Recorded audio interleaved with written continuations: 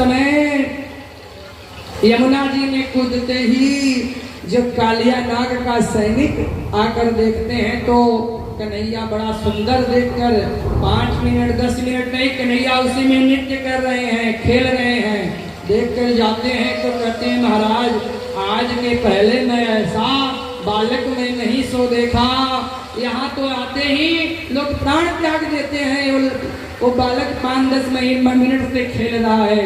कालिया नाग विचार किया कि अगर सुंदर तो बालक बड़ा प्रेम है, बड़ा सुंदर, अगर इसके ऊपर मैं दया कर दिया तो ये मुझे मेरे प्रति जो भय है सब समाप्त हो जाएगा।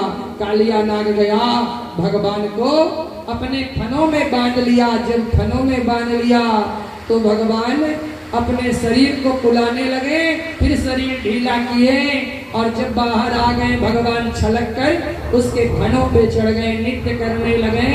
और नृत्य करते करते इतना हुआ कि जो फन नहीं झुकता था भगवान जोर से प्रहार करते थे। भगवान के चरणों में खून लगता था जैसे देवता लोग पुष्पों की वर्षा कर रहे हैं। और उस समय नागपत्नी हाथ जोड़कर निवेदन की कि हे प्रभु अगर इसी तरह से नित्य आप करते रहेंगे तो मेरे पति प्राण त्याग देंगे, प्रभु आप छोड़ दीजिए। और उस समय भगवान उनके पे दया आई।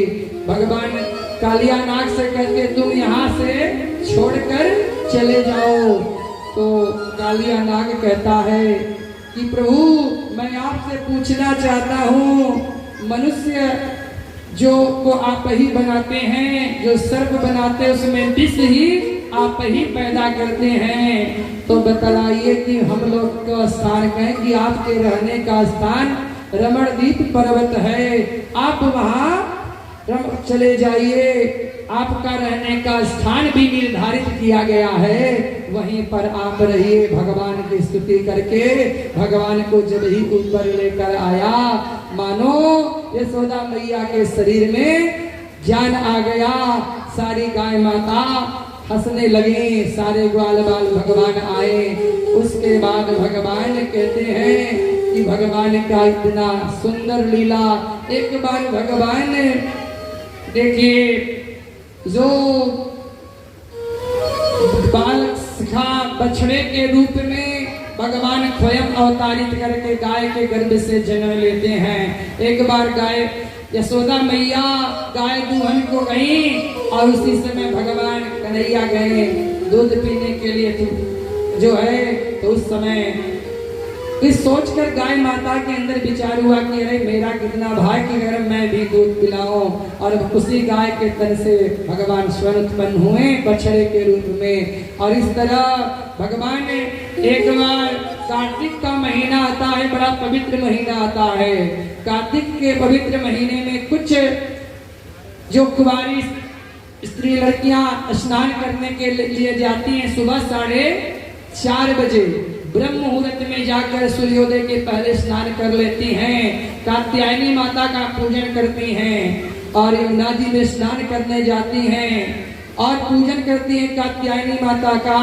कात्यायन्यै महामाये महायोगेंद्रेश्वरी नंद गोप सुतम देवी पतितम में कुरुते नमः। इस मंत्र का रोज जाप करती है कात्यायनी माता से कि ऐसा पति मुझे मिले। और उस समय अपने वस्त्र को उतार कर जाकर यमुना जी में स्नान करती हैं। भगवान कहते हैं कि चीर हरण का प्रसंग बड़ा सुंदर है। भगवान को किसी के वस्त्र को चुराने के लिए भगवान नहीं गए। कहते हैं कि स्त्रियों को निर्वस्त्र होकर कभी स्नान नहीं करना चाहिए, क्योंकि जल के जो देवता वरुण हैं उनको कष्ट होता है। इसीलिए भगवान गए और सारे स्त्रियों का वस्त्र चुराकर कदम के वृक्ष पर चढ़ गए। 7 वर्ष के बालक के अंदर काम भावना कहाँ से उत्पन्न हो सकता है। और भगवान जब ही उतरे गए तो सारी स्त्रियां जब स्नान करके बाहर निकली, अपने वस्त्र को न देखकर देखती हैं कि ऊपर वृक्ष पे कदम पे मेरा वस्त्र है। समझ गई कि ये कन्हैया का लीला है। कन्हैया से कहती हैं कि लाला मोरे मोको मोरो वस्त्र दे दो। तो कन्हैया कहता है कि आप लोगों को अगर वस्त्र लेना है तो बाहर आकर अपने अपने वस्त्र को लेकर जाइए, क्योंकि आज के भगवान कहते हैं कि आपके मर्यादा, आपके जीवन का जो सार है वही हर समय कायम रहे, क्योंकि वस्त्र चुराना नहीं भगवान का था। भगवान सबके वस्त्र को दिए और वस्त्र देने के बाद कहते हैं भगवान घर पे एक समय गाय चरा कर आए। एक बार तो बोलिए वृंदावन बिहारी लाल की। जब वस्त्र भगवान गाय चरा कर आते हैं तो देखते हैं कि रसोई घर सबके अंदर घर में बनता है। रसोई घर में माता यशोदा प्रसाद बना रही है, मुंह पे पट्टी बांधकर, मुंह के पट्टी बांधकर प्रसाद। गोवर्धन महाराज का पूजन हुआ तो उस समय नंद बाबा कहते हैं कि गोवर्धन महाराज का पूजन मैं एक शर्त पे करूंगा लाला, कि तुम्हारे गोवर्धन महाराज उस प्रसाद को ग्रहण करेंगे और ग्रहण करेंगे। उस समय कहते हैं हाँ बाबा, मेरे गोवर्धन महाराज प्रसाद ग्रहण करेंगे। और उस समय अगर इंद्र महाराज क्रोधित हो गए तो उनके क्रोध से भी तुम्हारे गोवर्धन महाराज को बचाना पड़ेगा।